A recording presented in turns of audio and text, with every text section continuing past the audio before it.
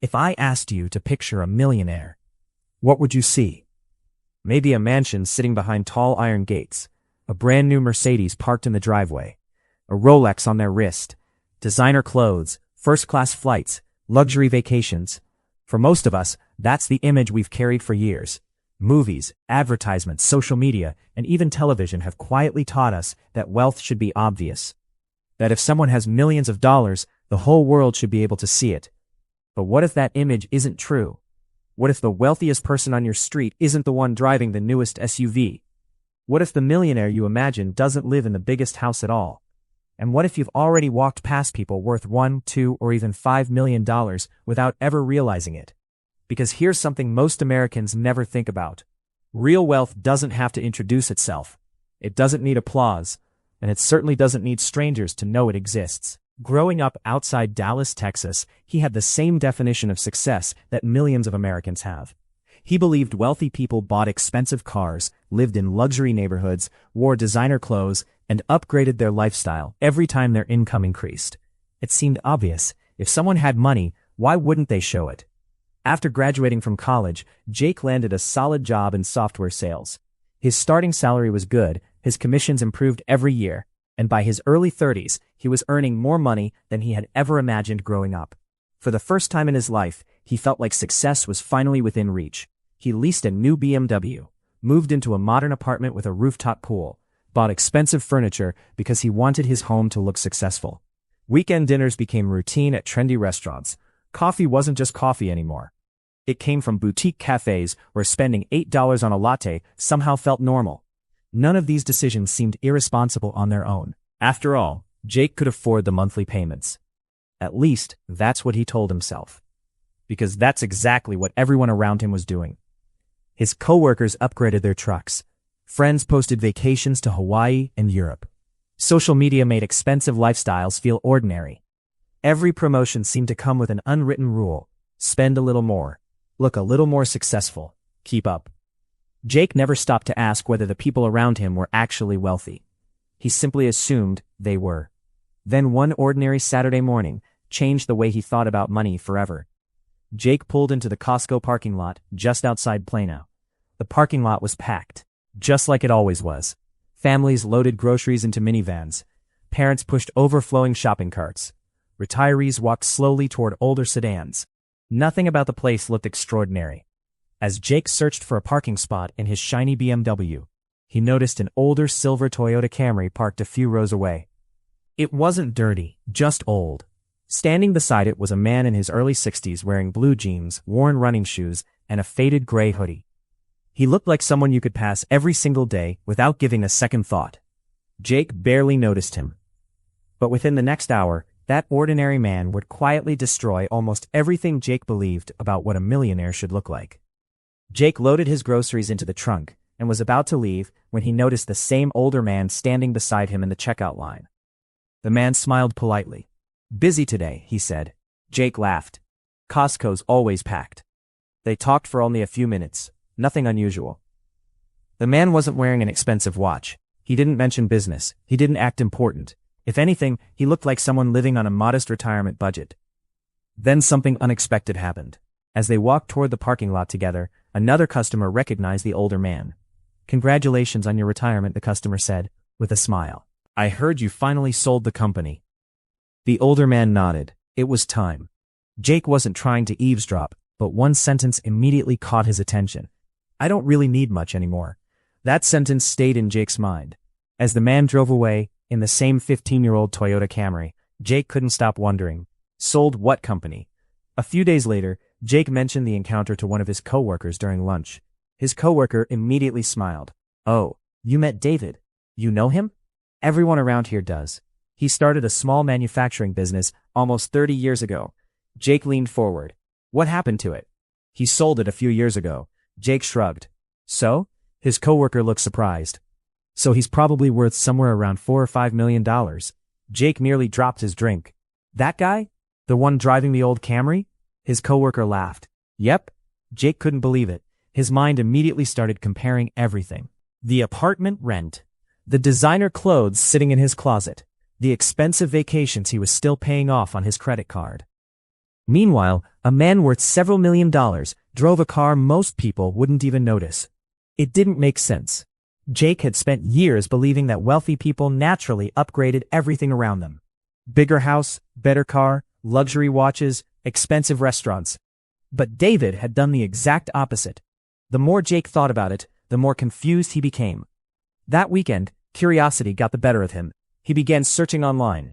He expected to find stories about celebrities, athletes, and billionaires. Instead, he found something completely different. Article after article described ordinary Americans who had quietly built wealth over decades. Teachers, engineers, small business owners, accountants, government employees. Many of them had become millionaires not because they earned extraordinary incomes, but because they consistently saved, invested, and avoided unnecessary lifestyle inflation. Even more surprising, many continued driving older Toyotas and Hondas long after they could afford luxury cars. Some lived in the same suburban homes they had bought 20 years earlier.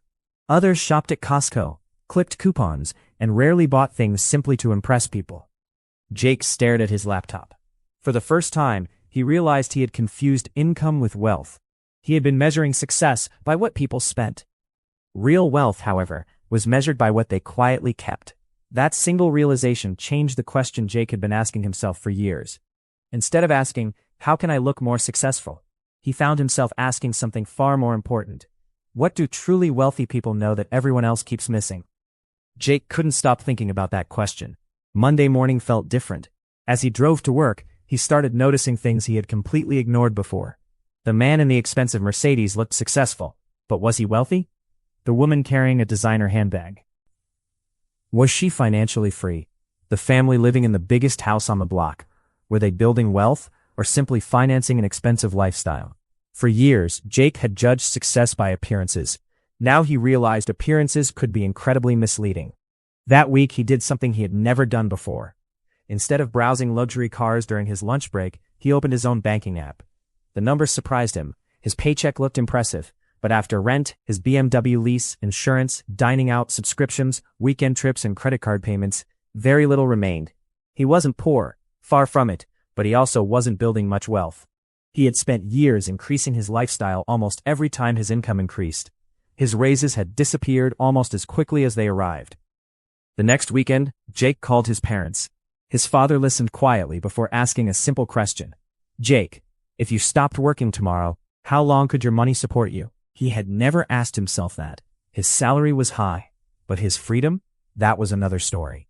A few days later, Jake met David again at the same Costco. This time, Jake introduced himself. They talked while walking toward the parking lot. Jake finally asked the question that had been on his mind all week. "I hope you don't mind me asking." David smiled. "Go ahead. Why do you still drive that old Camry?" David looked at the car and laughed. "Because it still gets me to Costco." Jake laughed too. "But you could buy almost any car." "I could. So why don't you?" David paused for a moment. "When I was younger, I thought expensive things would make me feel successful. What changed? I realized I liked having options more than I liked having payments." That sentence hit Jake harder than he expected. David continued. "People see the car. They don't see what it paid for." Jake looked confused. David pointed toward the quiet suburban neighborhood across the street. "That car helped pay for my daughter's college. It helped me retire early.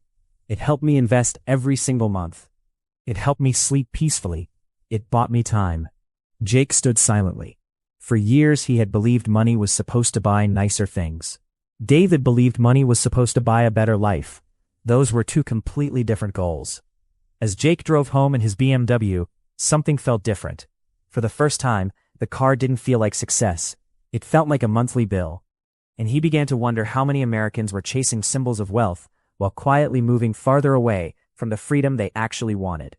Over the next several months, Jake stopped trying to impress people, not because someone forced him to, because his definition of success had quietly changed. The first thing he did was surprisingly small. He canceled subscriptions he hadn't used in months. Streaming services, premium apps, memberships he barely remembered signing up for. Individually, none of them seemed expensive. Together, they were costing him hundreds of dollars every month. Then, he stopped upgrading things that still worked. His phone, his laptop, his television. Instead of asking, "What's the newest model?" he started asking, Does the one I have still do the job? It was a simple change, but it completely changed the way he spent money. A few months later, Jake made the biggest financial decision of his adult life. When his BMW lease ended, everyone expected him to upgrade. His coworkers guessed he'd buy a new BMW. Some thought he'd finally get the Porsche he'd always talked about.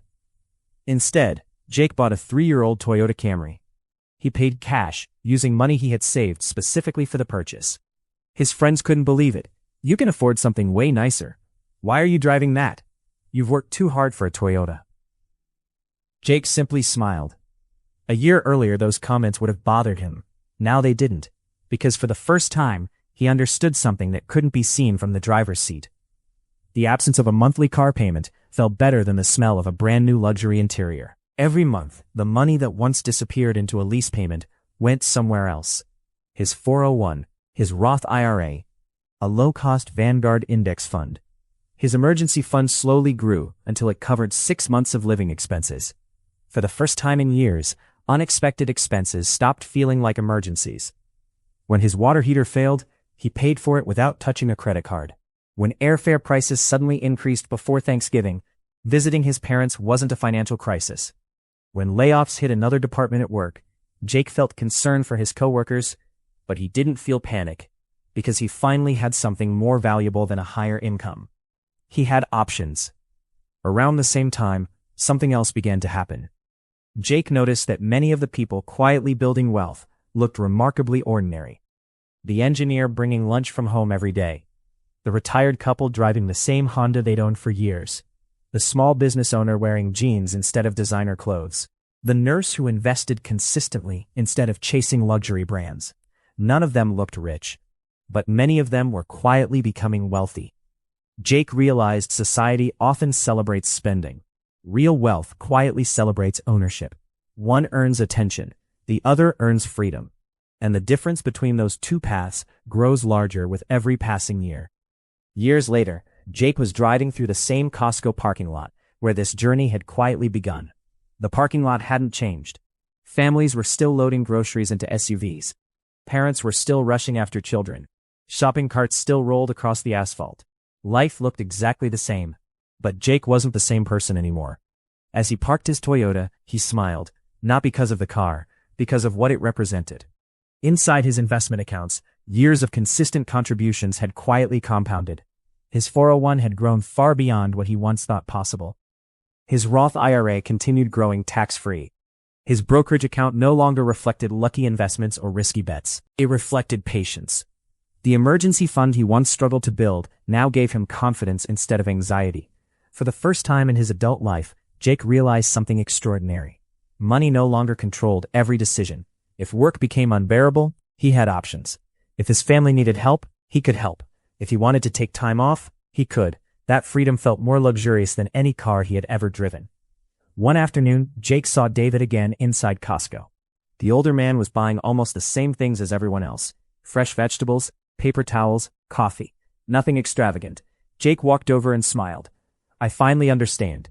David smiled back. "What do you understand?" Jake looked around the busy store. "For years I thought millionaires were the people everyone noticed." David nodded. "And now?"